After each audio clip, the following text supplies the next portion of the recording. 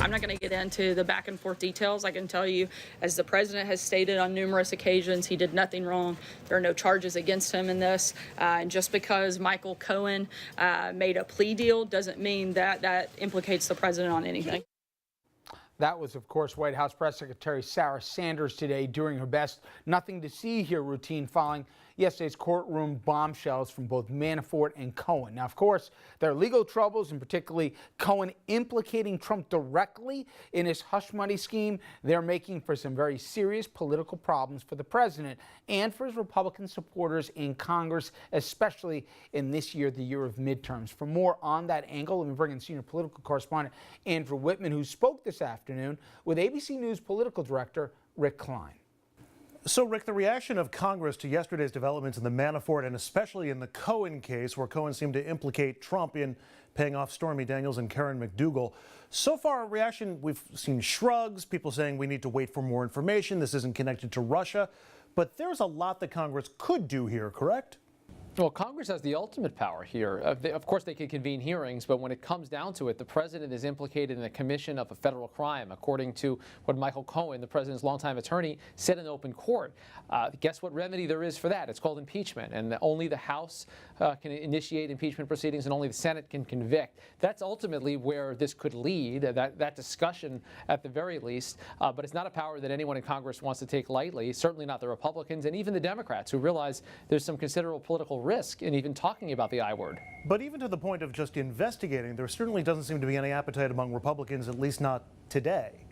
No, look, we're very close to a midterm election. There have been multiple investigations that are going on outside of the process. It's very easy to imagine if this was a Democratic administration and a Republican Congress that there'd be dozens of investigations that would be active and open and ongoing.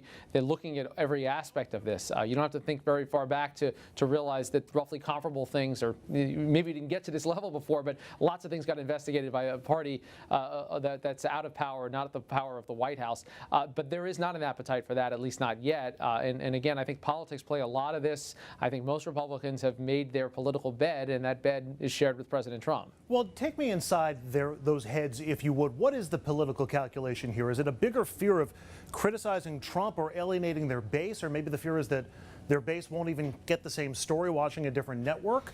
Or couldn't they score points by attacking Trump and showing their independence on the campaign trail?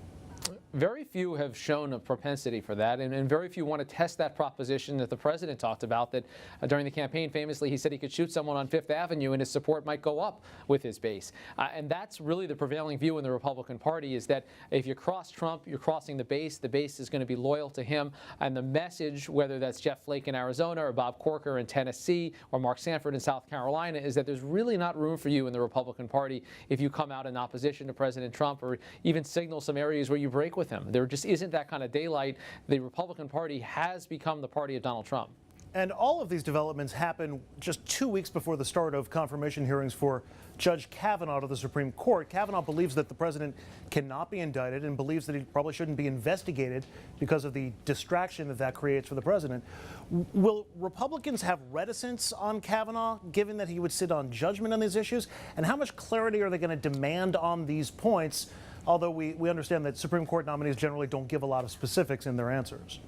Yeah, there's a new twist on this today. Democrats, a series of them, by our count, I think around 10 at least, are now saying they're not going to even meet with Judge Kavanaugh because they consider his appointment to be illegitimate because the president himself, they're calling a quote-unquote unindicted co-conspirator. They feel like that makes it illegitimate for him to name someone to the highest court in the nation. So that might up the pressure a bit. But we haven't seen a likelihood, a propensity among most Republicans to link the two issues. To their minds, what the prevailing view is been, look, there's an opening on the Supreme Court. There is a president of the United States. He is going to make that choice, and we're going to judge that person based on the merits. You only need 2 Republican senators to change their minds on that point, but I haven't seen that dam begin to crack in any way. One of the options that Congress has and probably will not exercise is a bill to protect Robert Mueller. Some Democrats are making noise on that. If Trump sees the writing on the wall and pulls a Saturday Night Massacre, goes after Mueller at this point, would that, to your mind, be a final straw for Republicans, you think? Not a final straw, but I think it would change the political calculus. And I think you'd see some Republicans begin to speak publicly. I do think it's a line that they don't want to see crossed. I think they've said this publicly, that any kind of a pardon or a firing would be a line that they feel like would be inappropriate. And you may see some stand up. But, you know, we've seen the president continue to move the boundaries. I'm hard-pressed to say that that would be the final straw, that would be the thing that would push Republicans over the edge. There is always something about the month of August that leads to lots of drama in D.C. This August, no different. Rick Klein, political director for ABC News. As always, Rick, thank you. Hey, thank you. And let me bring in Andrew now. Now, Andrew, as Rick Klein mentioned, there really hasn't been a push, even after Cohen, after Manafort, by Republicans to speak loudly here in condemning the president. There's a few, but certainly you can count them on one or two hands. How about locally? You know, I looked into specifically John Faso and Leonard Lance. Faso in the Hudson Valley, Lance in New Jersey. Both are facing tough challenges, and both are considered underdogs by 538, as we discussed with Nate Silver last week. Nary a statement from Leonard Lance, nary a statement from John Faso. I mean, there's been radio silence from a lot of Republicans. But you would think if any Republicans in our area were going to take the plunge and say, this is where I'm going to step up and show my independence to Donald Trump, it would have been from one of these two. Haven't seen it from anybody in the region. You know, if you step back and you look at the totality of how many people in this administration are attached to this administration, and there's so many multiple, I mean, Manafort and Cohen were not connected. And also, the first two Congress people to come out and endorse the president, you have one in the New York area, and then you have Duncan Hunter out in California, and they've both been indicted for corruption. Let alone you have two cabinet members who've had to resign in disgrace here over ethic issues, others that are facing some very hard questions. The idea that in November they're going to be able to say drain the swamp or lock her up or whatever, it's rich even in hypocrisy for this president. And he'll try it, but it's, I don't think, an arrow in the quiver for Republicans in the fall. I mean, I think they'll still go to it as one of their greatest hits. I mean, you saw Trump in West Virginia yesterday, and there was a lock her up chant going on. They're completely tone deaf to the fact that Manafort and Cohen basically admitted to, had guilty of verdicts yesterday. This is going to be a challenge for this president. And I was thinking back to 2006, which was the Democratic wave in the last midterm for George W. Bush. Keep in mind, there were policies that the president had that the public didn't like. They were souring on Iraq, souring on Afghanistan.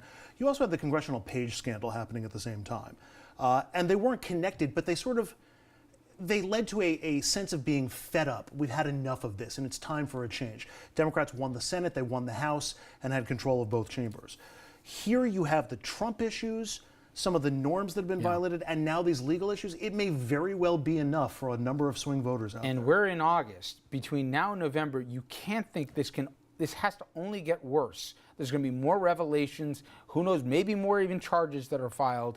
It's going to have a cumulative effect, to your point here. It's going to make it harder and harder for Republicans running for re-election. Yeah, if you think about the possible good news that's out there for the president in the next 3 months versus all the possible bad news, it's more likely that we'll see more bad than good. Andrew, great job. Thank you. When we come back, if all the Trump scandals were part of a movie or a TV show, it feels like we'd be about to get this dramatic climax. But the question is, are we really?